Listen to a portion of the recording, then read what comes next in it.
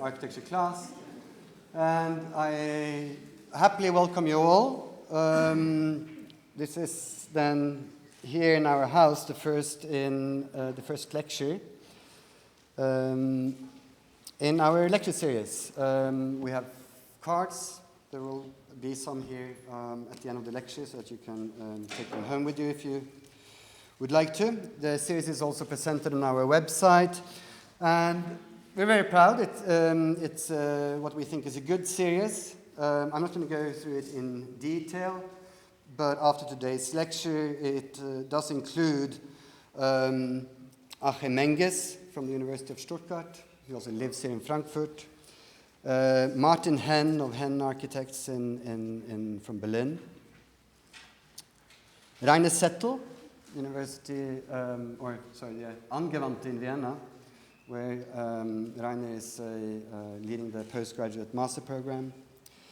We have Mark Lee, that's in June, and Mark Lee of Johnston. Mark Lee is, well, they're not necessarily young, but it is a somewhat up-and-coming firm, Los Angeles-based, and they've done some absolutely beautiful projects. We have Ole Scheren, probably mostly known as a partner in OMA when they did the CCTV in China. And we have Sanford Quinter, Harvard University, whose date for his visit is not yet determined, but we are absolutely delighted to welcome Sanford back here sometime later in the spring or early summer. Sanford was a guest professor here a few years ago and is in, I dare say, I think he has a soft spot for the Staedelschule. And then we're also very proud to have Elizabeth Diller, who is our Dean's Honorary Lecturer for our end-of-year session in early July. Her lecture will be on the 3rd of July. That's Diller, Scofido, Renfro, New York. And Elizabeth is then invited personally by our dean, the architecture class dean, and that's Ben, our lecturer tonight. And Ben's lecture also doubles as the closing keynote lecture of the Media Facade Summit that was held in the German Architectural Museum yesterday. It was an event that ran throughout the day, and it was followed up by workshops here in the Staedelschule today. After my short introduction, Hank Häusler from the Media Architecture Institute will say a few words just about that. But before that, I don't think Ben needs much of an introduction to anyone here. After all these years, and there's now, I think, 14 of them here together in the Staedelschule, Ben, it is equally exciting every time Ben presents his work. It is usually a mix of new projects that we have not seen. There is always also, I don't know if tonight, but have been at least a reference to previous wonderful work, and very often a reframing of that work that has existed for some years. And that reframing also attests to Ben's sort of consistent probing of architecture as a field, as a discipline, as a practice, also as a profession. And it is, if I could speak for the architecture class for a moment, it is it's a vital and a very privileged lifeline we have to a world that is much, much larger than the Staedelschule, and that Ben brings in every time he's here. So, in due time, Ben, we welcome you. Hank? Thank you. Now it's getting dark. Thank you. My name is Hank Häusler. I'm from the Media Architecture Institute.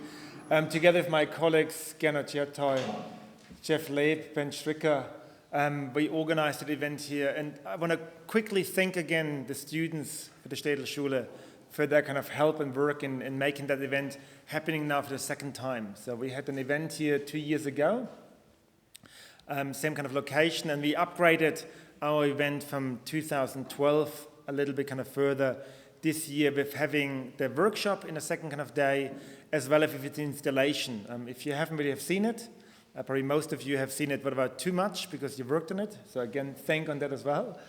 It's a fantastic installation where we try to combine contemporary ideas in architecture with contemporary ideas in media architecture, in interaction design, and bringing both kind of things together. So without kind of further kind of ado, I want to continue with Ben van Berkel. But really want to thank you at the end, again, our sponsors from the Media Facade kind of Summit, Mr. Lee and Tak here from AHL, who not only made it possible to have that kind of summit and many of our events around the world, but also the installations, so the LEDs in that installation are from AHL, and without their support, we couldn't have done it. Daktronics is probably still here, a few people who supported that kind of event, and then lastly, kind of Zumtobel, very kind support as well. So thanks again. We are a non-for-profit organization, so we highly depend on contribution from sponsors. So thanks a lot for that. So please, Ben van Berkel, thank you. Thank you.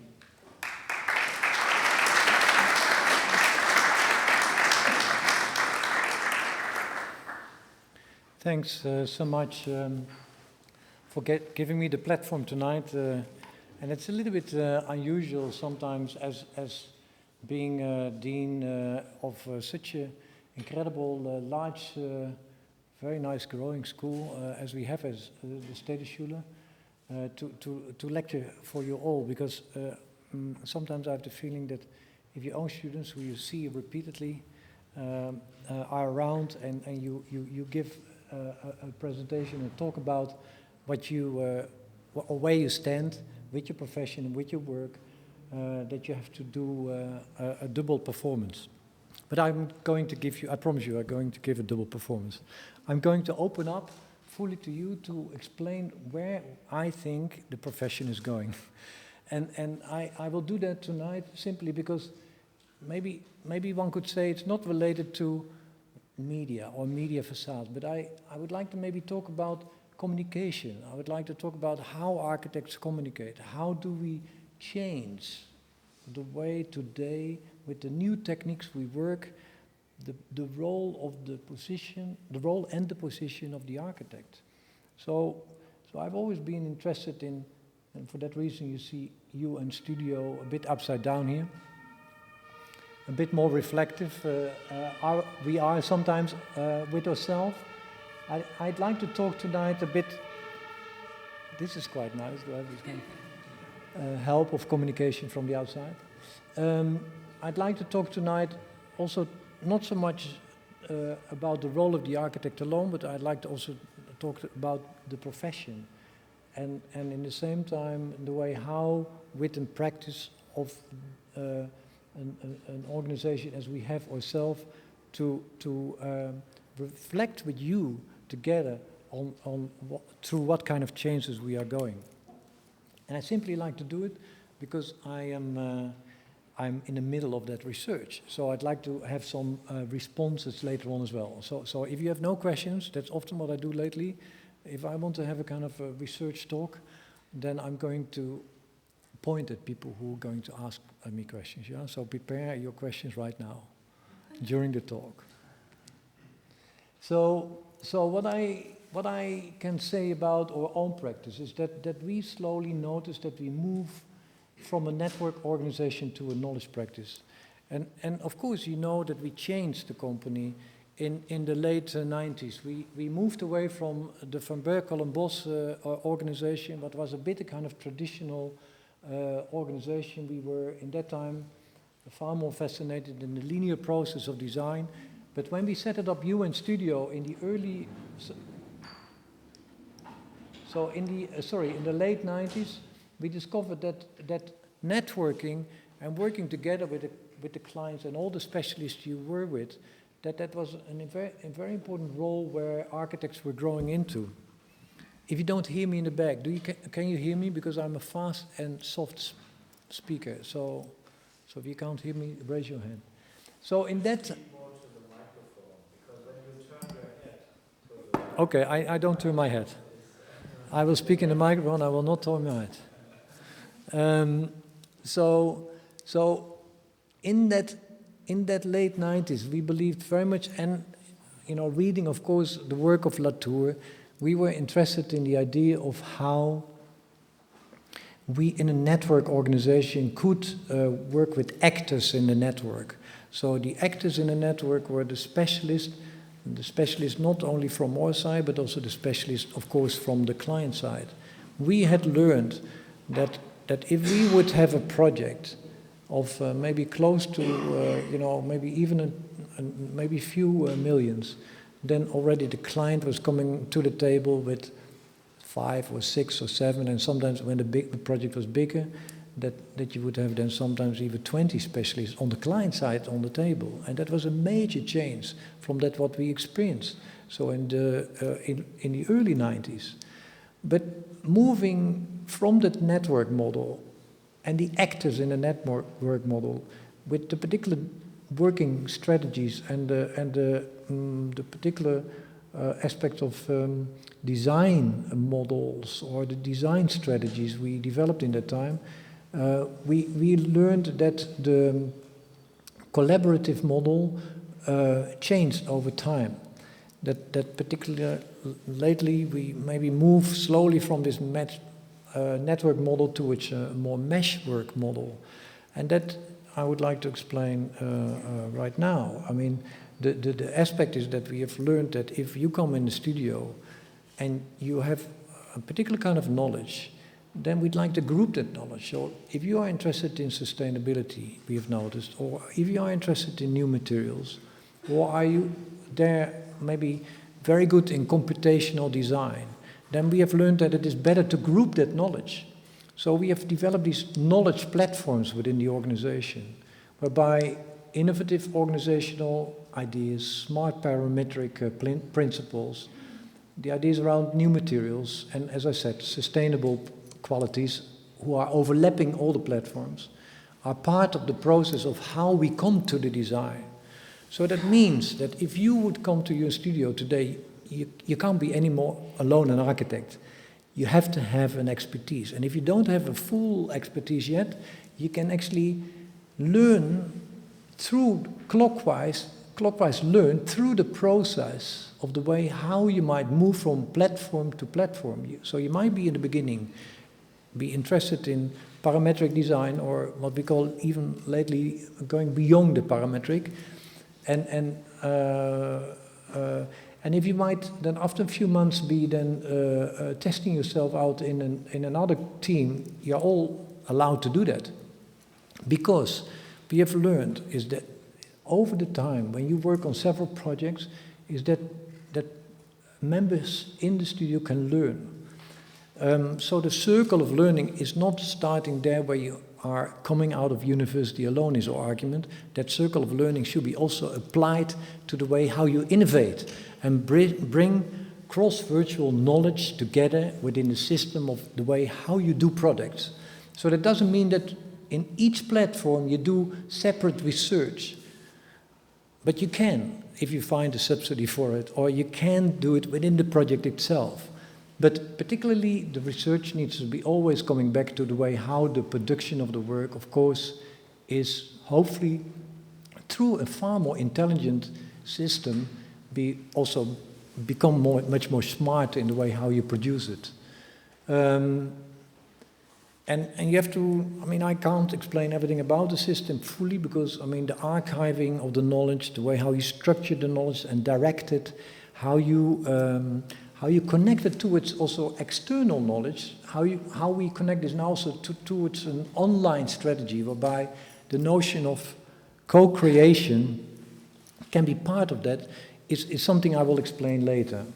But first of all, I would like to go more into the history of how, as architects, we have been always dealing with the levels of participation and the involvement of other parties in the process of design.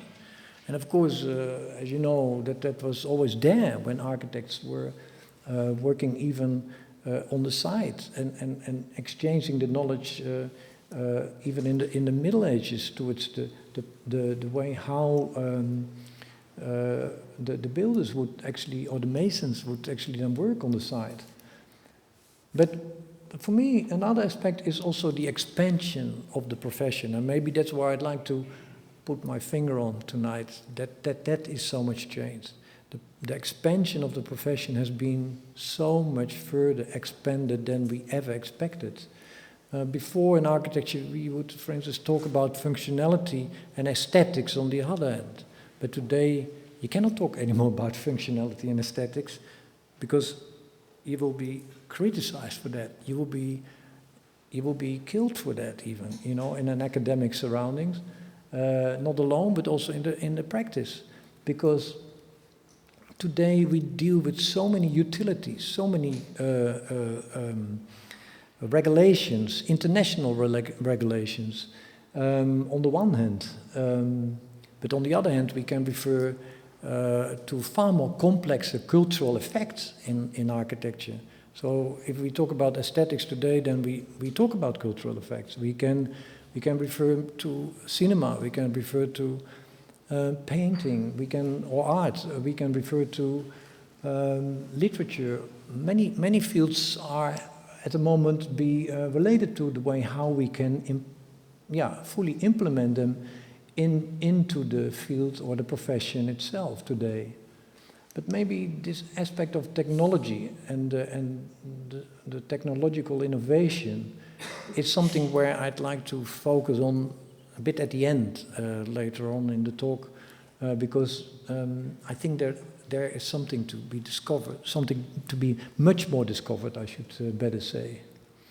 And I bring it back to a bit fascinating earlier times, because if you go back to the salon or the cafes where the intellectuals would sit together, and where maybe artists and architects would talk to the scientists, they would really have a quarrel. You know, they would really, like for instance, here you see Freud and Klimt and Schiele and Kokoschka sitting together in Vienna and having a nice hard time together.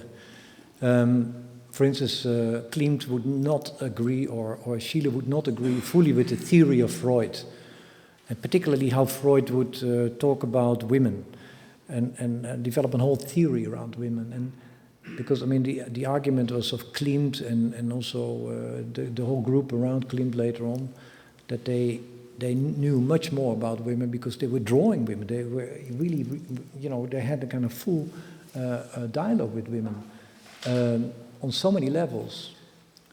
But for that, you have to read a fantastic book by Kandel, The Age of the Insight, because it talks so much about the way how science and the arts and culture were so much more integrated in the beginning of the last century. And why can we not see today, why can we not see this local model of the salon, or the way how the intellectuals would talk about the arts, science and literature in one room? How can we not expand that model towards a more larger global salon where we are connected to right now? We can actually get so much quicker today information from so many parts of the field and other fields, that is not to compare even to that effect of what we used to have in the salon here early on.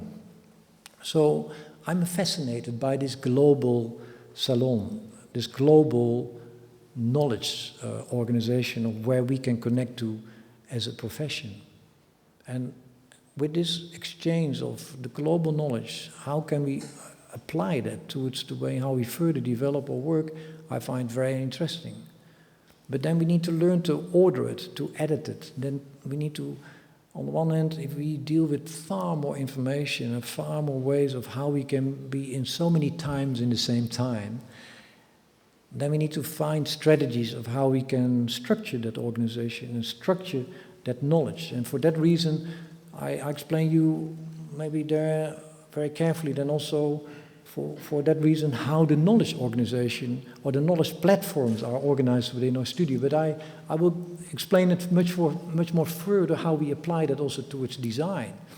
Like, if we think about the composition of this painting of Schiele and the way how this larger detail edits almost the whole structure of the portrait of this character, what is a self-portrait of Schiele himself, then you can see that that in a way, and that was his argument, that through these hands, that he would actually communicate much more the social code of the character than so much the face.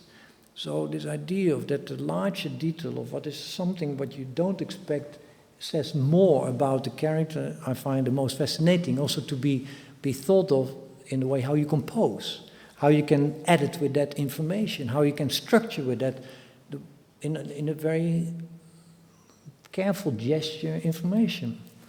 And I've tried for many years to play with these ideas, to play with the way how you connect information to the way how you bring that towards the full composition of the architecture together in the way how you design a building. Like, for instance, this ceiling. It's a ceiling what starts at the entrance. It guides you in this museum. It brings you up to the gallery space. It meanders with the landscape of the meandering landscape around the city of Nijmegen. So this is at the edge of Nijmegen. And it's almost a reflection, you could argue, of that landscape around Nijmegen, because Nijmegen is what is for the Dutch a bit unusual to have some hills, but this city is having some hills, and the ceiling plays with that. Also, all the techniques, all the lighting, all the installations, all are to be found behind that ceiling. Also the acoustics, etc. But the most important is that it reflects many aspects of the context of this building. It brings also a construct, a public construct of that what you can find in the context, but also that what you can find in the relationship towards the historical context, towards the building itself. So there is a Roman wall here. The Romans were actually in Holland, if you might not believe that, but it's really true. They were up to half of Holland in the time when they stopped there during the war here at the edge of Nijmegen, and that historical reference, that ruin of that wall, is playing with that idea of the archaeological objects within the museum itself as well. But the most important is that the ceiling introduces a kind of public construct towards the way how it guides people, how it directs people, together with this major staircase as a second larger detail in this building. So the staircase is another wayfinder within the building. It's a staircase within a staircase within a staircase, because it guides you to the garderobe or to the cafe, or again up to this balcony zone. And in the same time, it is the construction of the whole building. It is the stabilizer of the whole building. So over the years, and maybe I didn't fully explain that, whenever we do a diagram as a kind of design strategy for the way how we test things out, as a kind of reversed engineering, we test things out of how things can be built, how they can communicate towards the context. Like this pavilion is designed in the Millennium Park in Chicago, and it refers to the Burnham plan of Chicago with all the diagonal fiestas and avenues within the city.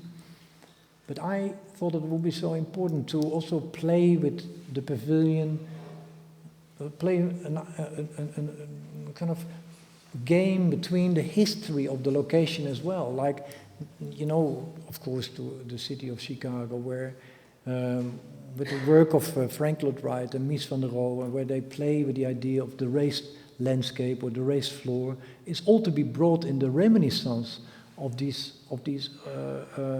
elements within the pavilion. But these larger details, these eyes, they are the key of the design. They bring in these diagonal vistas through the pavilion where you look up. And this idea of the looking up, or the diagonal looking up, is something of a critique also towards the city, because it's maybe beautifully planned in a lot of diagonal vistas within the way how it cuts the grid open, but it is never introduced in a diagonal section within the city itself. So it's a kind of play within the way how this concept of the pavilion can suggest further extensions on ideas for the future's planning. But again, it's a public space within a public space. It makes a public construct within the space. And it is possible there that in the night, whenever someone is interested to have a dance there or wants to perform, then it's all, it happened really within the time when this pavilion was standing there within the city of Chicago. Another larger detail I'd like to talk about is the Erasmus Bridge in Rotterdam, because I mean, a large detail doesn't have to be an element within an organization of a building alone. It can be in a part of a city as well. And I should have had a picture of the way how it was lighted by night, but as I promised, I'm going to talk behind the light today, behind communication. And the key of this bridge is the way how it brings the northern part towards the southern side of the city of Rotterdam, and how the bridge refers more towards the history of the city, like the cranes in the harbors, the robustness of the history of Rotterdam, what was bombed during the war and had an incredible difficult revival after the war. But it symbolizes that robustness of this city and the industrial quality of that city, what is still to be found in the city of Rotterdam. And so this bridge is not the icon everyone believes in. It's not a swan, as it is called, or it's not a kneeling person, as you sometimes people believe that it is. But there are so many readings, hopefully, to be found in this bridge, because we tried so hard to give it double layers of communication. And that is what I often think, that this bridge is doing more than, let's say, the way how it only constructs and holds up its own infrastructure. It plays with different images and effects in the way how we used its color in a particular manner, and how it actually changes during the day with the light. And that is, for me, very important, that if we are interested in media and the way how we can communicate through media and light, new forms of images, then they need to be producing after images. They need to produce after thoughts. They need to produce new ways of thinking about a place where you would like to come back to. Like this villa built in upstate New York, what is having this golden facade, and maybe similarly as this self-portrait, it is the self-portrait of this owner. Actually, a Russian friend who wanted to have this house, he had an incredible fascination with gold. So I mean, it's a kind of ironic touch also, what I introduced here to the design of the house, this golden facade, what was a bit more kind of a facade what is not so shiny and glossy as you can see it here. It's a little bit more transparent, but it reflects constantly the context of this place. It creates constant these after images where I talk about. It extends the landscape, and whenever you are in the house, this kind of extension of the images of the landscape are to be found there as well. But the key is, as I said, that if you are interested in different layers of gestures and the way how these gestures can start to generate afterthoughts, then hopefully that generates also people who come to the place in a way as you might read a book, and while you read maybe hopefully an interesting book, you might like to reread it again. Another example is this Möbius house, where the glass and the concrete turn easily from the inside towards the outside. The facade is holding here an internal facade as well, moving from the outside towards the inside.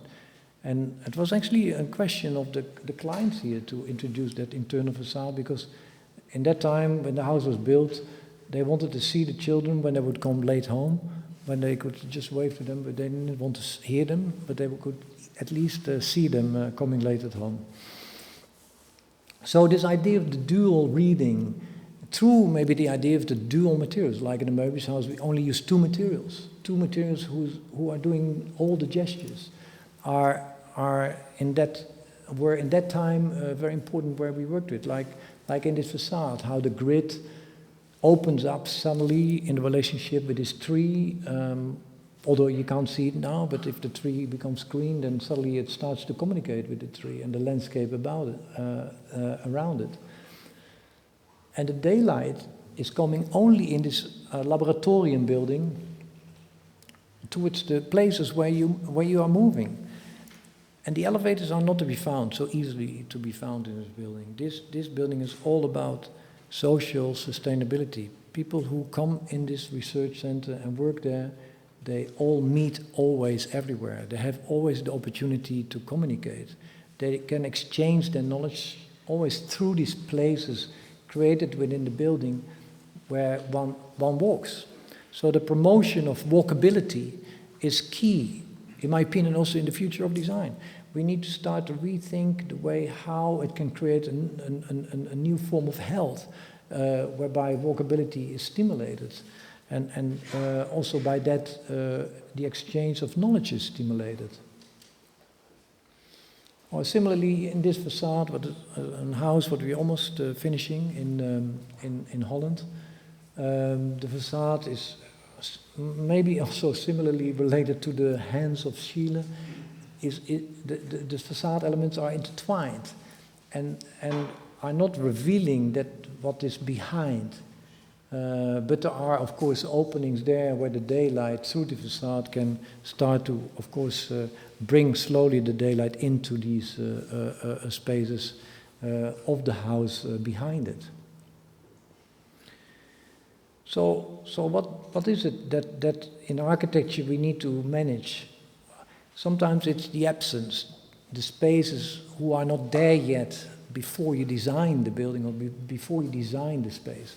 And often I found that working with the non-existent, the not yet ready there space is often the most fascinating one.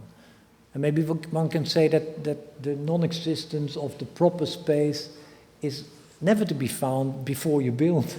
But when you come in a building and you have a void space, I often think that these are the most fascinating where you come into, like in the Mercedes-Benz Museum, you know the museum, I'm not going to talk about it too long, but I just want to emphasize that this idea that when you're standing in the lower part of the building and you look up, you don't see what is actually happening within the building itself. You have to slowly discover it while you take the elevator and then move to the top and walk down.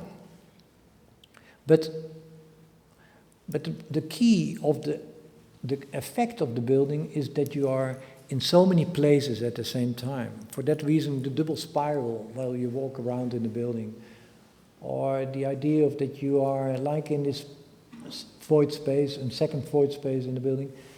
Whenever you are in this space, it's almost like if the cars are to be found in many corners where you can look onto them, underneath them, on the sides of them. It's like if you're in a kaleidoscopic space.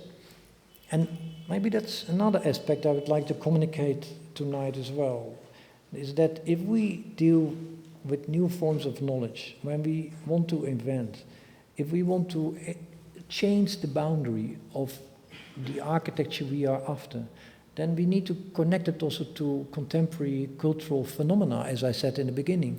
Like today, we are not anymore in a classical space-time condition as we know it from the modernist era.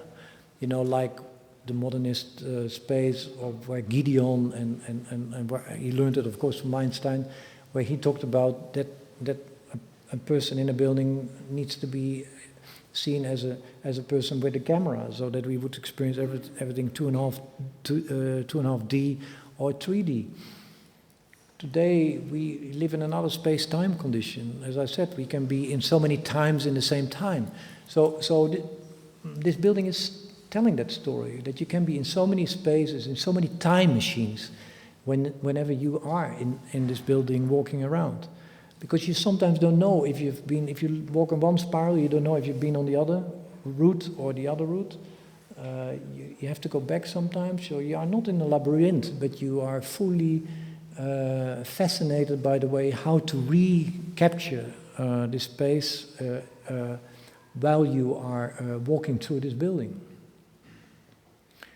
And I will come back later to the larger details of this project, where the texture of this void space, the absence of maybe the architecture becomes slowly clear in its deep texture, like where in the deeper aspect of the texture of the void, the light comes in, or the twist holds up a whole cantilevered part of the floor of almost 33 meters, supported by these vertical shafts in the building. But there are no columns to be found in these spaces, and for that reason we needed to introduce this twist. But these twists are coming only 4 times back in the building. But the texture of the void is maybe the key of this design, where if you walk from, you have to see this as an unfolded section. So if you move down and take this pathway, you can always cross over to the next pathway, as you probably all know.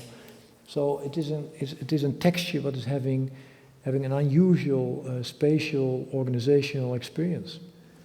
And the texture is also expanded towards the facade. So if one would say, yeah, how is the facade referring to the context, then there are many relationships to be found there. But the most important is that the void space as a larger detail is expanded towards the facade in its slow movements of its deeper texture.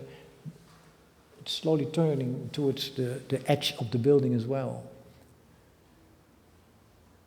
But the contextual argument is that if you come into Stuttgart and you drive down in Stuttgart through the higher part of the city, and you move down, then that spiraling moment is, of course, one of the inspirational qualities we have used in the building. So there are contextual arguments, in a way, conceptually transformed towards the building, in another way than only using the context in a literal manner towards the design. Of course, worked on many models to make the void space as spectacular and as important as we wanted it. But let me bring it to another project, and some of you might have not seen this project, what we just finished in Singapore. It's maybe another void space in Singapore, where each building is having its own character. But what is the beauty of Singapore? That most of the buildings are so well bounded by the infrastructure of its landscape. And the landscape was our fascination to work with. The texture and its organic quality, the way how that maybe is introduced in the raising of the first 5 or 6 floors, how the landscape is maybe also playing with the idea of the different twisted openings, is another part of the way how the texture of this external void in the city is applied to this building. The ground floor is very tight and was very difficult to work with in order to bring all the ingredients of an entrance of a parking or of a lobby space towards the opening of this site. But the key was to here make sure that we would close down the building on the side where most of the heat would come on to the building. So it communicates in a very diverse manner. On this side, the building is very, very, very dense and not so open. But on the side where we have almost no sunlight coming in, but a lot of wind coming towards the facade, we opened up the balconies over 2 levels, and by that, over these double balconies, we could then introduce a lot of cooling into with natural air, coming into the apartments. You see how here that works. So it's almost I would argue, almost an Corbian section pulled towards the facade, whereby the double height effect of the balconies is connected to each apartment, as you can see here. But it's highly textured, as I said. You can't see it so much when you see it from a distance, but the closer you come to the building and you look up, then it's almost as the building closes itself down to the public. And here's some of the studies we worked with in order to bring the wind into the building. We, of course, had to work with these louvres, but the louvres had to be as deep as possible to make sure that the sunlight would not, of course, bring in the heat into the apartments and the balcony zones. Also, the louvres are there to make sure that you can't really look into each different room of the apartments. And sometimes we articulated with smaller details the different zones and almost as we called it, the different neighborhoods within the sky of this residential project. Sorry. Oh, I am not allowed to show this one. Oh. So then there are these 4 types, and they're mirrored on each side of the building, whereby, of course, the double effect of these balconies are introduced here. And the construction is quite unusual. We brought the major construction from the center out to the edge of the living rooms, whereby we would have no columns in these spaces, so that you would have an open, transparent, as you can see here, living area with a double height balcony here over this whole this part of the building. If you enter from the central core, then there would be always, again, a bit like the Möbius house, a circular movement to create almost no dead end within the building. And as you can see, there are no columns or no construction here to be found around the edges and the corners of the building, so that you have the optimum view towards the context. But the key of the way how the facade came together was through these elements, through these details, through the way how through 16 elements we could use it in almost 44 ways or 45 ways, in the way how we mirrored them and used them in the way how they could be turned and be brought up in the way how they could make this quite complex facade possible. And I find this lately so fascinating working in some of these places like Singapore or in China or in Korea or Taiwan, is that a form of quickness is so much required lately. And we might all think that it is to do with commercial quickness, but it is, I promise you, it is cultural quickness. There is an urgency in some of these countries to be found what is a far more interesting urgency than we maybe have ever experienced before here in the West. It's dealing with the idea of how can we experiment on the one hand, but also to be sure that one is quick with it, and that we find new production techniques also to introduce then this new form of quickness in the way how it can be realized. But this concept of quickness, I maybe need another talk for, but I hope you fully understand me there.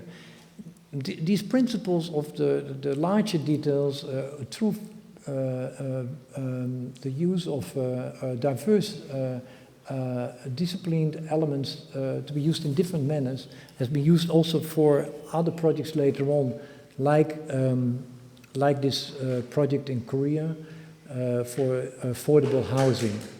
And that's what I want to bring in as well in the latest work, by using knowledge in different levels or on different levels in the work in different manners.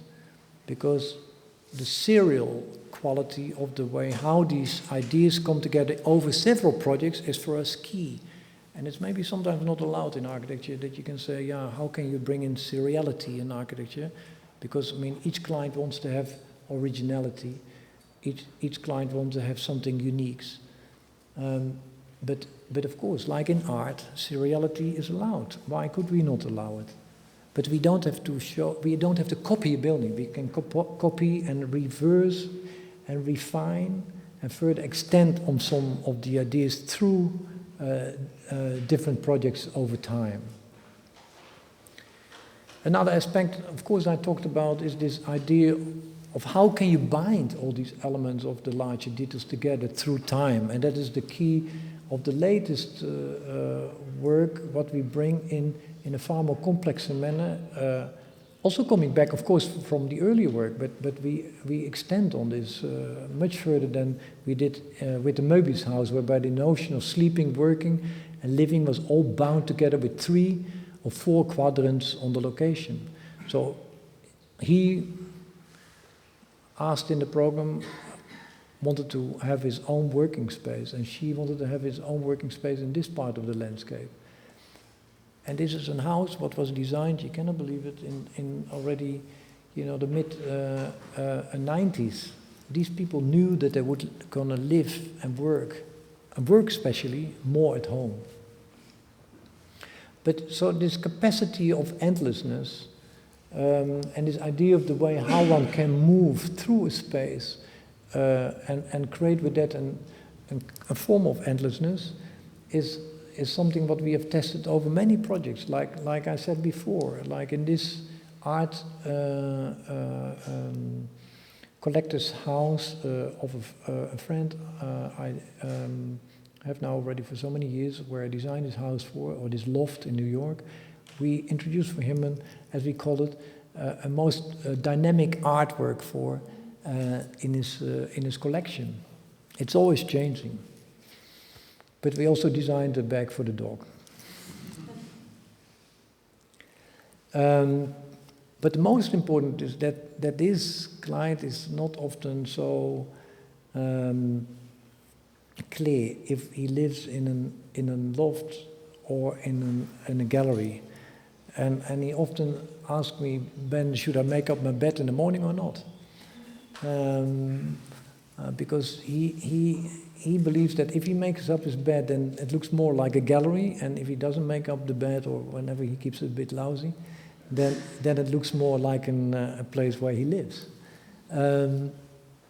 So here the key is to hybridize also programmatic possibilities. As I talked about after images and layers of reading, one can introduce that also in the way how one can combine the hybrid programmatic possibilities of the way how different ideas come together on a site. And here, because of the lower ceiling, we introduced this light ceiling, whereby it is almost like if there is a double height to be found in the apartment, or by bringing in lights underneath the floor, underneath the walls, and shining with the light onto the floor.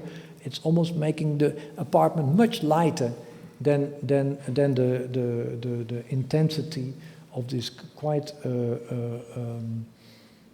structural, heavy, low ceiling. So forms of continuity and change through the idea of maybe the face, as where I talked about the notion of the self-portrait, or the idea of the holes in the white wall.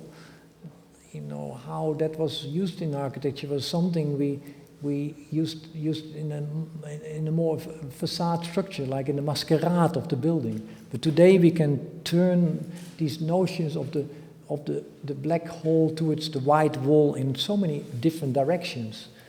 Like in this void space, in a project in Korea, it's almost not clear how high this void space is, or where are the openings to be found of this space. And the way how here, with light and scale, and the different readings of scale, the unexpected, not fully understanding reading of the space, is creating a kind of chandelier effect in this building. But the most important is that here the client also was fascinated in the way how we could bring in another interpretation towards the phenomenon of shopping. Because I argued that shopping is today far more fascinating than we can just talk about the object in a shop. I mean, if we think about the online shopping, or if we think about the way how even artists have always talked so nicely about shopping. And maybe you know this wonderful, crazy quote from Andy Warhol, who said that when we would all die, we would probably end up in Bloomingdale's. You know, this idea of that we would end up in a kind of made in heaven effect when we come into a world of shopping was for him a fascinating idea. And so we made this place as a museum. We made it as if you would come into a building whereby you slowly discover that the objects within the white space are the most important to look at apart from yourself. Because as you know, maybe some of you, in Asia, it is so that a department store is often one of the most important public spaces. These spaces are there to be gathered and to be socializing with each other and your friends. And maybe you might do some eye shopping, but it is not the key towards, the aspect of meeting with each other there as one of the most important things.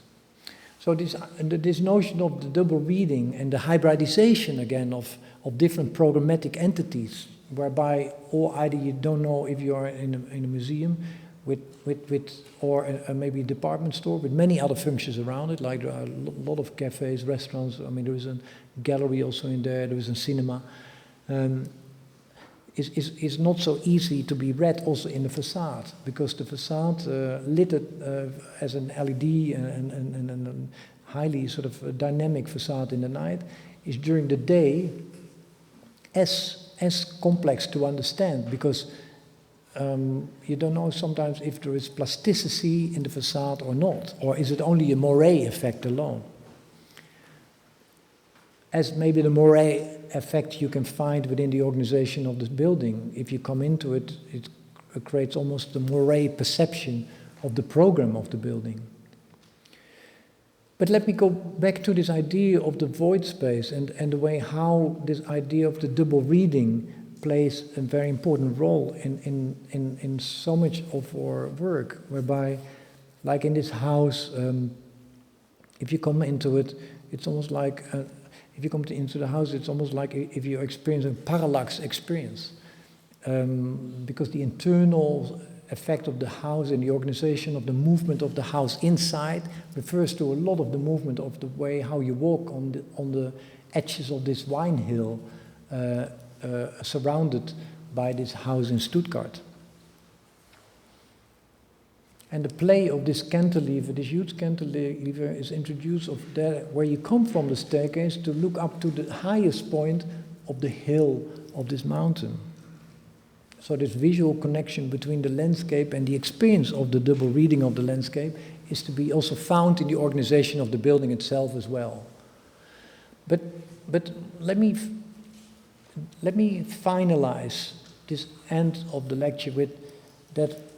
This notion of the co-creative needs to go together with, of course, the way how we bring in knowledge into our work. And how do we do that? How can we bring in highly technological innovations into a building whereby things are possible? Like if this smoke detector system was not introduced, and that was not invented by me, but it was invented by a lot of interesting engineers who worked with me.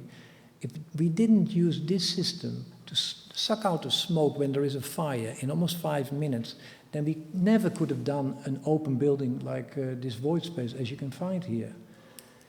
And that is what I'm trying to say. With this we could reduce down almost 15% of the materials in the building. We could reduce down almost 10% of the budget of this building. It's the same of the way how the building also is to be seen as maybe also here as a museum, whereby we wanted to experience the cars in the building like almost the helicopter in the MoMA. And I convinced also the client to say with me that the Mercedes-Benz Museum could be could be a building for a larger public. because a car is an industrial product. You know, it's a piece of art, if you would like to read it in that manner. And that you can read the cars from different angles and different corners was the key of making the building as open as possible, of course.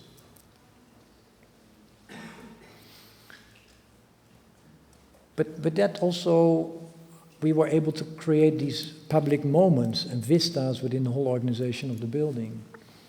But another aspect is concrete core activation. With concrete core activation, you heat up the building only in 3 hours, and you can keep it warm for the rest of the day. So with concrete core activation, today I almost use it in almost all of my buildings, there where possible.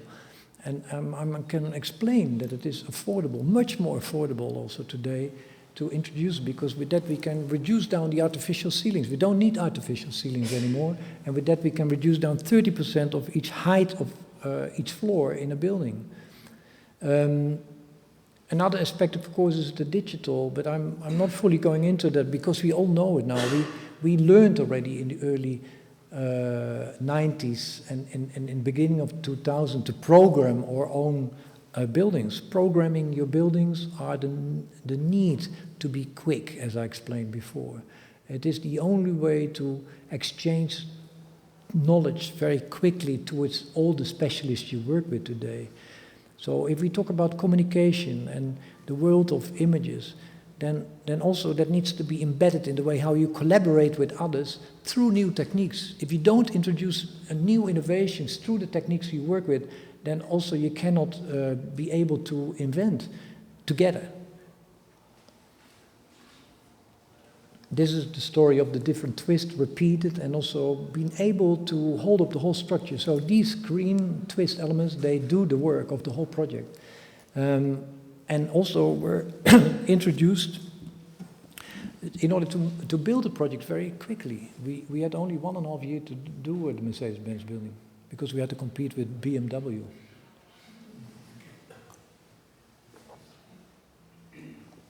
And the World Soccer game, because that was 2006, because in that time the building had to be finished. So mechanical objectivity, I almost like to call it, and trained judgment. Design today is trained judgment. It's not anymore dealing with form making, not anymore dealing with textures in design alone. It's about the way how you can bring expertise and trained judgment together. And whereby you make a clear selection through a process whereby the others are part of that process of where you like to work with. So it's not anymore about the classical notion of participation, but it is all about the way how we moved from architecture, where in the beginning we were so much closed off from the world. We saw it ourselves often as artists, and maybe saw ourselves in a bit kind of an ivory tower. But lately, of course, through the collaborative and a cooperative model, my belief is now that we will move, of course, slowly also to the co-creative model, whereby the way of collaboration and through the different skills and tools we work with, we further expand, not through closed innovation, but through open innovation. Thank you very much.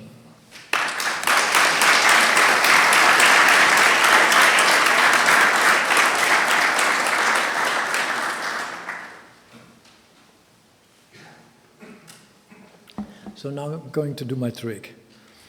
So I'm going to point at people who have to raise questions. Johan.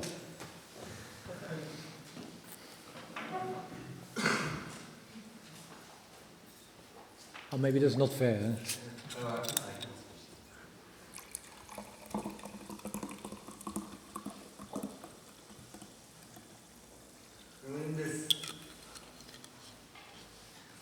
Oh, that's fascinating. That's a lecture on its own.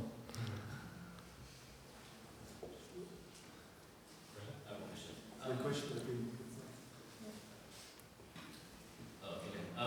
far as your practice is very well established. Obviously, you have some great clients who want to do innovative and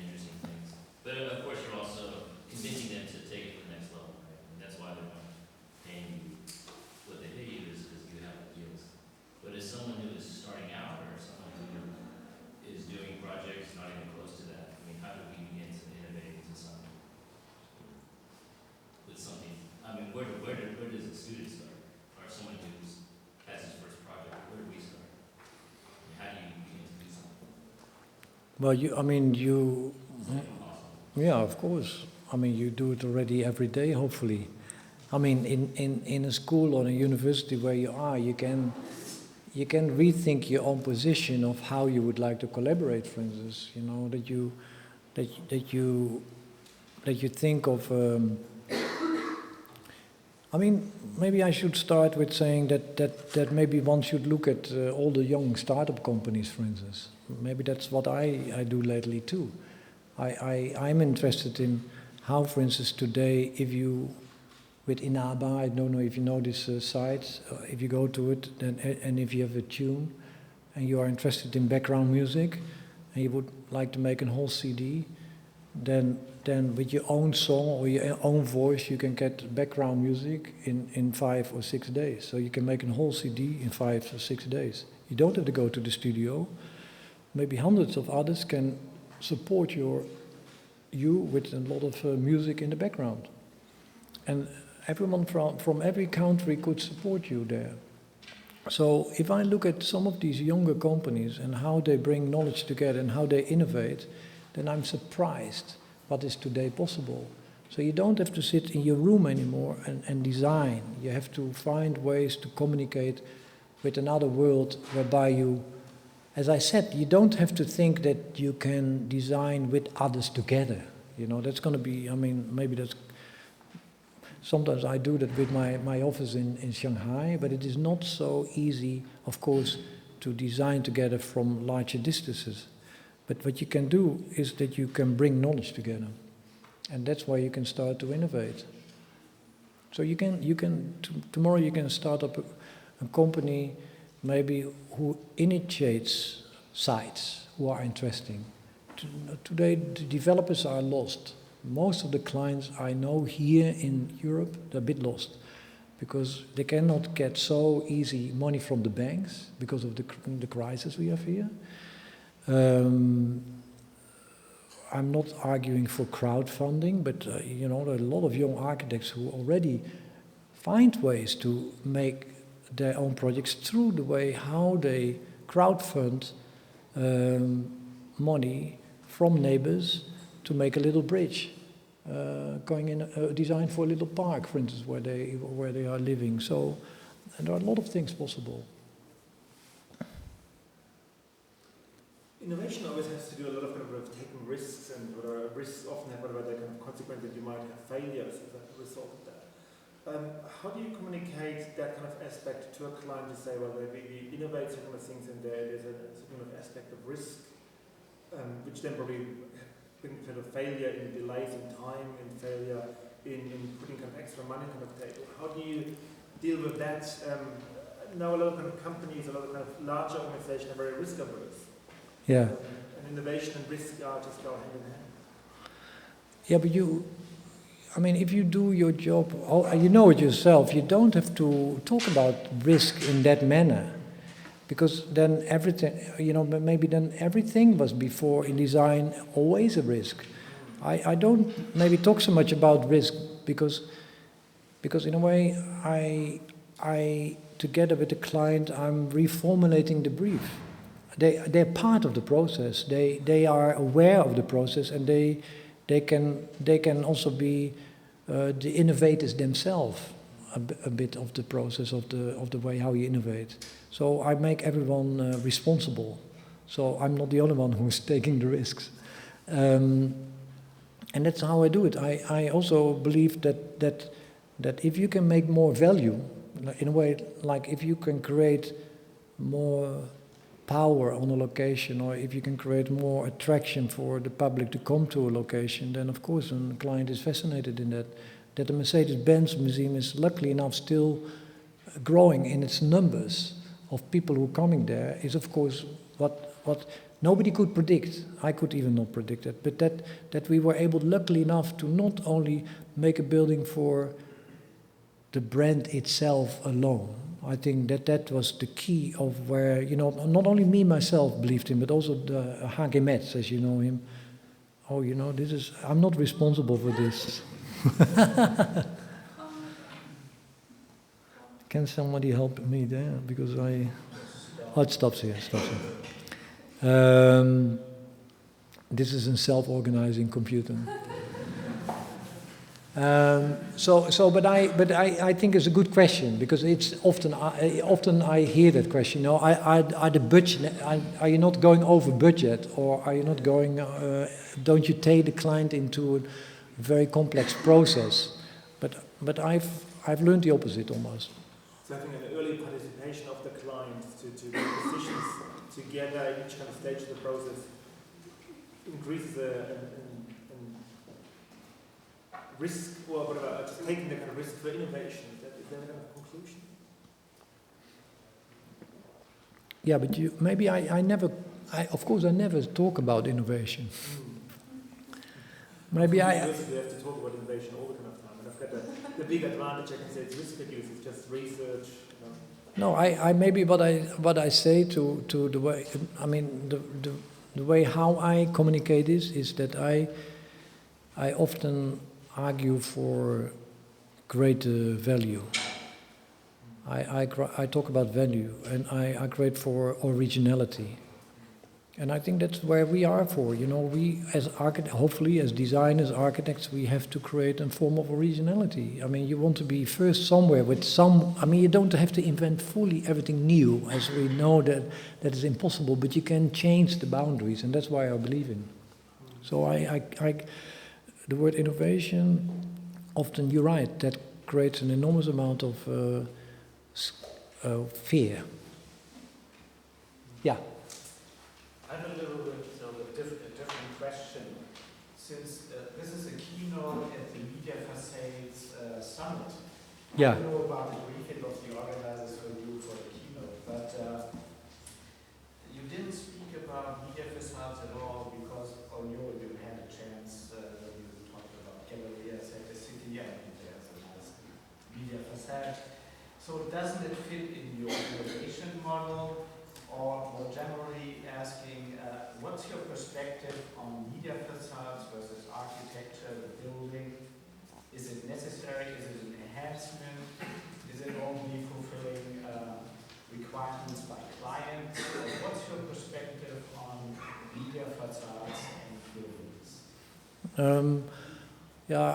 The reason why I didn't want to go directly into the media facades, because I did once a talk on that topic, and I noticed when I did it that then you forget often to talk about that what is the argument behind the media facades, or behind the way how you make a facade active. And that's what we talk about. Not we make facades today much more active with the way how we can use LEDs in facades. I mean, it's creating another form of communication, but it's going beyond the classical way of lighting up a facade. So my argument, in a way, what I'm trying to make here is that you have to first of all argue for what is the concept where you are after, when you create a fascinating image. I don't believe in one-off images. I don't think it's good for architecture. I don't think also it's not good for the city. If you create only an image, even when it is dynamic, what is so beautiful about media facades today, they can be dynamic, but you know yourself that most of the media facades today, they become pure advertisement. I think that's wrong. I think they need to be more than that. And that's what I talk about. I talk about cultural effects in images. And I want to make sure that if you do a media facade, then it needs to communicate. In a way, I'm saying, if you don't communicate more layers of reading in a building and a facade, then you don't communicate architecture at all. So that's what I'm saying. So it's the world behind the media facade what I find much more important. And then you can actually, like the Galleria project, the first one and the second, and also now several later media facades I did, they all hopefully deal with that kind of double reading of the program of the building, for instance. I'm asking because there will be two camps of architects. One who say we just want to have pure buildings and media facade is all nonsense, etc., and it destroys the original ideas of forms, etc. On the other hand, when you gave the example of the bridge in Rotterdam, Yeah. you were showing us 3 pictures where it had different perspectives because the light was creating different colors, quote unquote, right?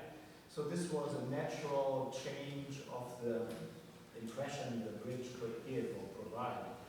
But with an active media facade, you could actually be much more in control of creating these different impressions. Of course, we're not talking about advertising. I think all of us here agree that this is not the right thing and it's stupid. But so in a way, it could be for all architects, in a way, an opportunity to make these buildings more like living organisms and showing new opportunities and new perspectives on what you want to express with this kind of design of a building. Don't you think so? Yeah, but like for instance, what I find lately fascinating in the way how we can deal with media facades is that suddenly a building becomes very thin by night.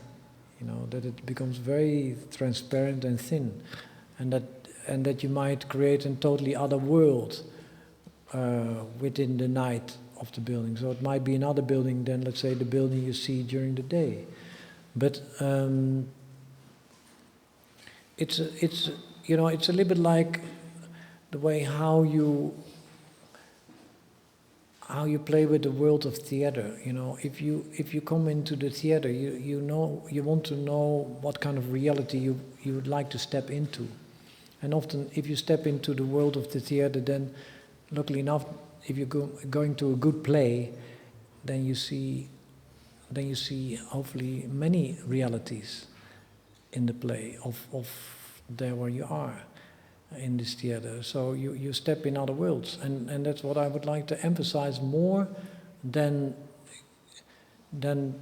playing with the idea of the way how you light up the play.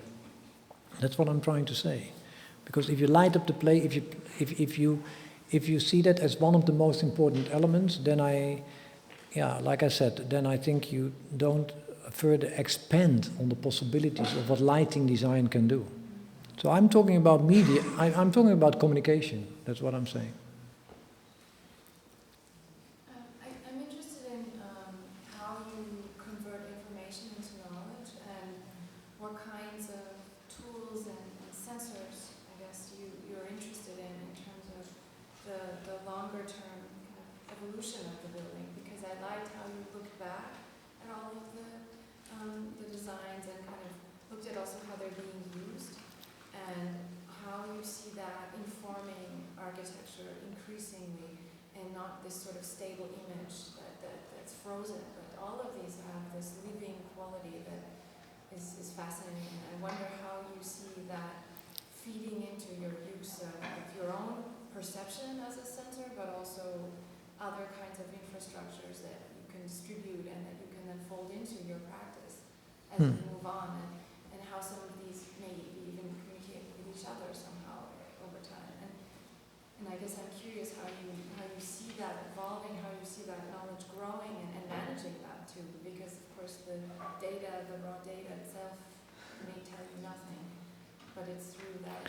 Yeah, that's a nice question.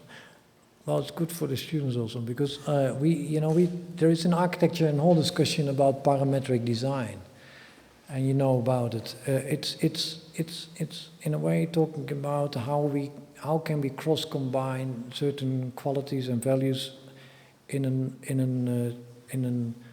a computational manner, whereby with that we can start to introduce and hopefully an interesting design, whereby sometimes also self-organizing qualities could come into the design. But I'd like to go a little bit beyond it because I'm fascinated in the idea that, like with LED lighting, that LED lighting is in a way, in its basics, is data. It's just data. So why don't we think beyond LEDs, LED lighting alone? Why don't we think about data? So it's the same what I said about maybe on the one hand that we now can program our buildings, but that's not anymore the most important. That's what we all have learned, that we can do so much with the computer right now. We can create the most fascinating forms ever designed.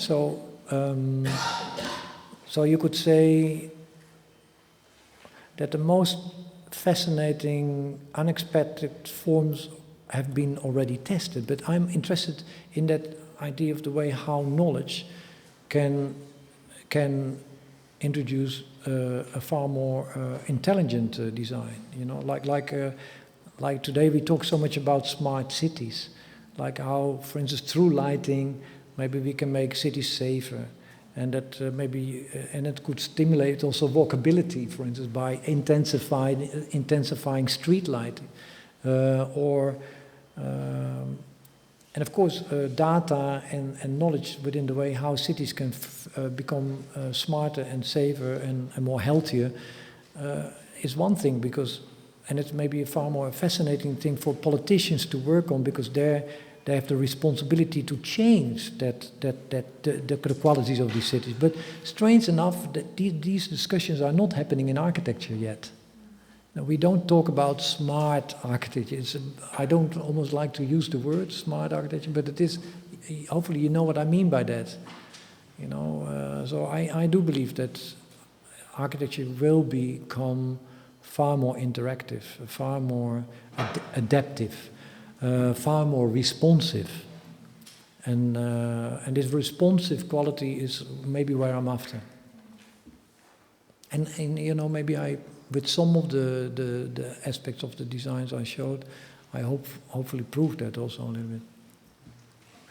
Sorry, can I ask about, on the respect of the thing that you said about the extension of the field of information architect, as to deal nowadays with, is there a risk that this extension of the field that we're dealing with bring to more or less superficial understanding of the knowledge, and at the end turn, I don't know, it would be a short thing, but at the end turn the architectural practice was sort of consulting in a conceptual way, so that Are you saying that architecture turns into consulting? No, that's not what I'm saying. At the very beginning of the lecture, you said that nowadays we observe the extension of the field of the knowledge I pursue that you have to deal nowadays. And this tendency actually continues. So it continues to extend. And but there is a limit of humans' possibility to learn something, to have a deeper knowledge in more subjects. At the end, it would lead to the superficial understanding of the subjects we're dealing with. Yeah, if you're not careful, yes. If you're like if you're not aware of if you're not aware of what all the regulations say today about sustainability, you cannot believe it. Then you can almost not build tomorrow. It's kind of ridiculous, but it's becoming so full of information, so many regulations that I'm, for instance, now overlapping all the different layers of regulations internationally over each other, so overlap them internally in the knowledge platform, because I want to find a way of how I can make maybe a global sustainable regulation system where I can say, listen, you know, that system can be applied also there because we have tested it, and you know, you can test it yourself, and you know, so I want the one who can also be reducing that information and direct it and channel it. So it is very important that for that reason you have to understand also the idea of the working with the bigger details, because it's in a way talking about how you can also within a complex system can reduce information again and then discipline it. And with that again can go back to complexity, because I mean in complexity there can be, reductiveness can be found in there. Like for instance in the Möbius house, if you would walk around in, I think I told you once, but in the Möbius house, if you come into the house, you think it is highly complex.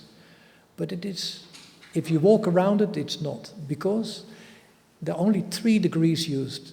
It's the 7-degree angle, the 9-degree angle, and the 11-degree angle.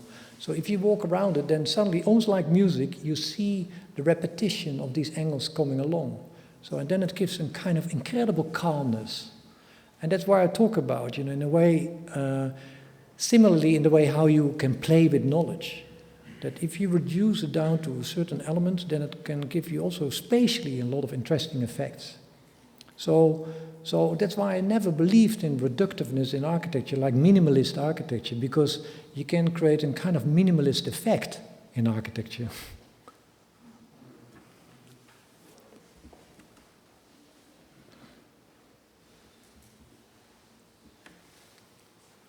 More? Yes. I'm very fascinated by the how you are aware of this knowledge production process, and literally you can see how architecture comes out of a cultural process actually, in which you produce knowledge in the studio and also with the clients, and especially when you do urban planning, I think this cultural level becomes more and more important. So I would like to ask you,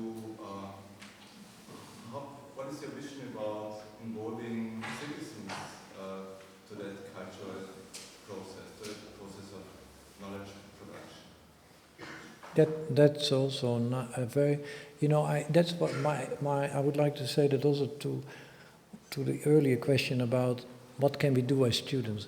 Today, I think the most fascinating is, and we don't do that so often in architecture, to think of who are the users, and that's what it's very terrible what I'm saying now, but they use that in marketing strategies. But why are we not in architecture, and especially in your urban planning, for instance, looking at different user groups? Why don't we look at tourists? Or who are the residents? Who are, let's say, the people who work in the city? And what kind of infrastructure are these people using? And what is the political background, for instance? What kind of cultures do they come from? And is it possible with these user groups also to think in time? So how they use the city in a different manner? Or where do they use the public spaces? Or where do they use the accessibility of the city? Like with that we would not have to plan anymore, like a lot of politicians and clients did before, top-down, because the top-down strategy often had to do with ground value. But ground value is today not, I've discovered it's not so important anymore. The most important is to look where people are. So I think you're right. And the same about buildings. I often look at the way how people move in the building first before I find an organization. So that is maybe my key to it, the way how I think that often infrastructure plays an incredible important role in the way how you bring knowledge together. I think infrastructure is the key, anyway, of design. Because today we were thinking about how could an open source media architecture, an open source architecture could look like.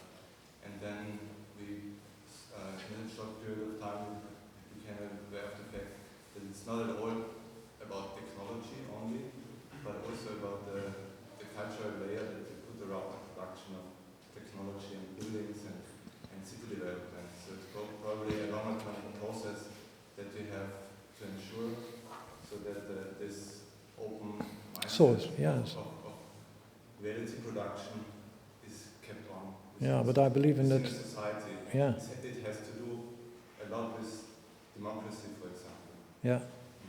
No, I totally agree. I agree.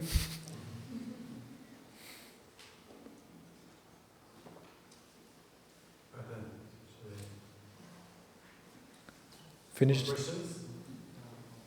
Yeah, more questions. Last one. We've talked about branding architecture. Yeah. And aside from managing to reflect the brand identity and also showcasing the product, like what you see, it seemed a lot about staging almost of voids. I was wondering what was the ambition of delivered value to the visitor? What was the effect behind it?